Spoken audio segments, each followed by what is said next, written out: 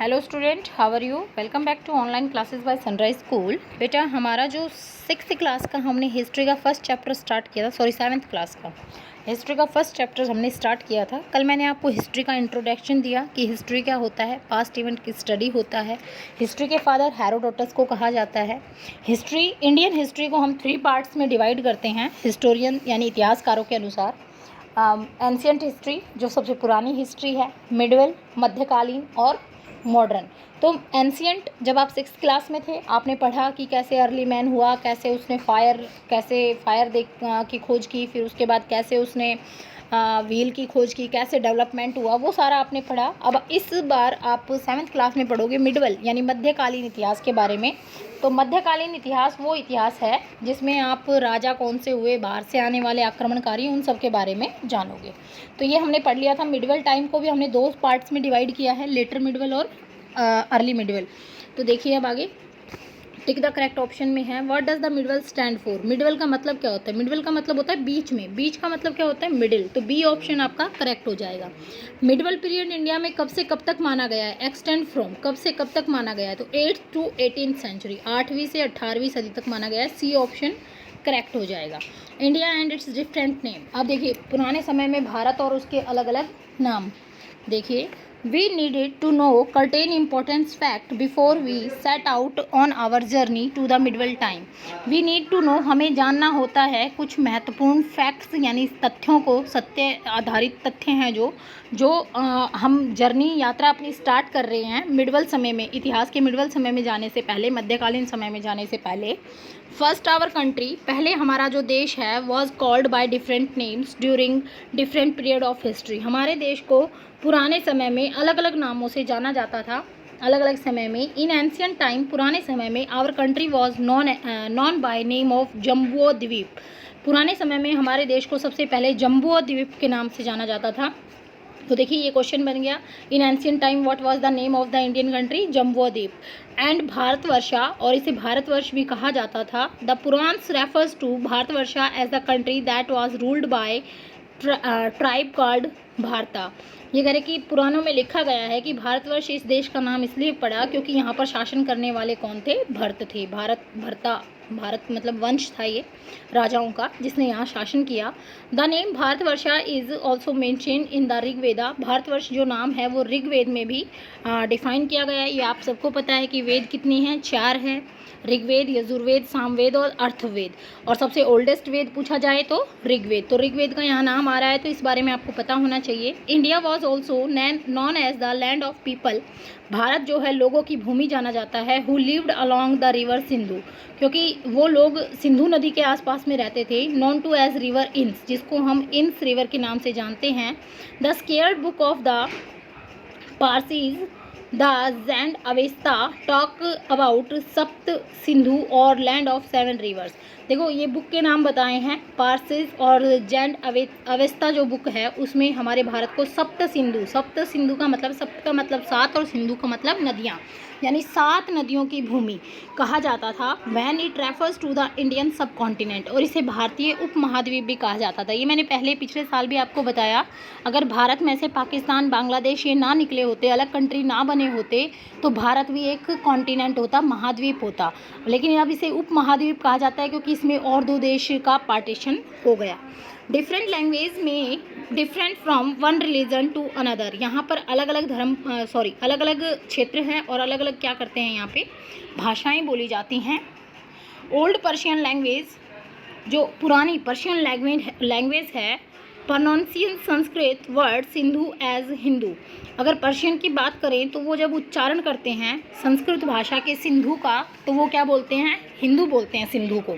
जैसे हमारे यहाँ हम बोलते हैं, हरियाणवी में कई वर्ड हैं जो हिंदी से मिलते जुलते होते हैं, ऐसे संस्कृत में जो हम सिंधु बोलते हैं, पर्शियन में उसे हिंदू बोलते हैं। The word Hindu in French pronunciations became Ind, और हिंदू शब्द फ्रेंच भाषा में जो उच्चारित किया जाता है तो उसे इंड कहा जाता है। तो देखिए इससे ही नाम पड़ गया, हिंदू से हिंदुस्तान, और फ्रेंच भाषा में इंड कहा जाता है तो इंडिया।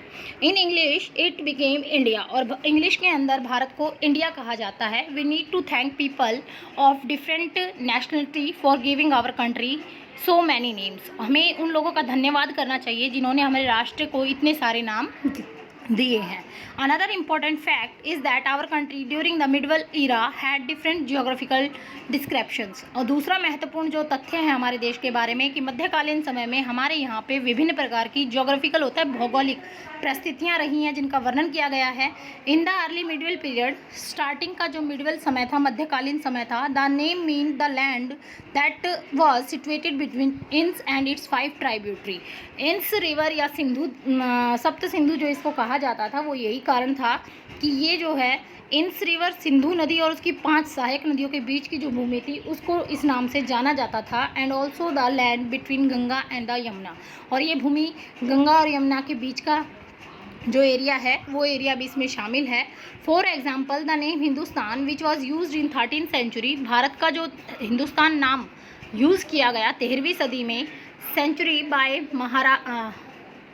मीनहाज ई सिराज के द्वारा यूज़ किया गया था हिंदुस्तान नाम सबसे पहले। Describe the area of Punjab Haryana and the fertile land between the river Ganga and Yamuna, जिसमें पंजाब हरियाणा, आपका उत्तर प्रदेश, जो गंगा यमुना के बीच का जो उपजाऊ क्षेत्र पड़ता है भूमि का, उसको। For him this area were include in the geographical entity called the Delhi सल्तनत, और इसी एरिया को बाद में, मतलब ये जो हरियाणा पंजाब यहाँ का जो एरिया है, इसी एरिया को बाद में किस नाम से जाना गया? दिल्ली सल्तनत के नाम से जाना गया। Babur the founder of the Mughal empire, Babur जिसने मुगल साम्राज्य की नींव रखी, आपने पिछले साल पढ़ा भी था। Went a step ahead to include the geographical culture and natural vegetation of the subcontinent to explain Hindustan.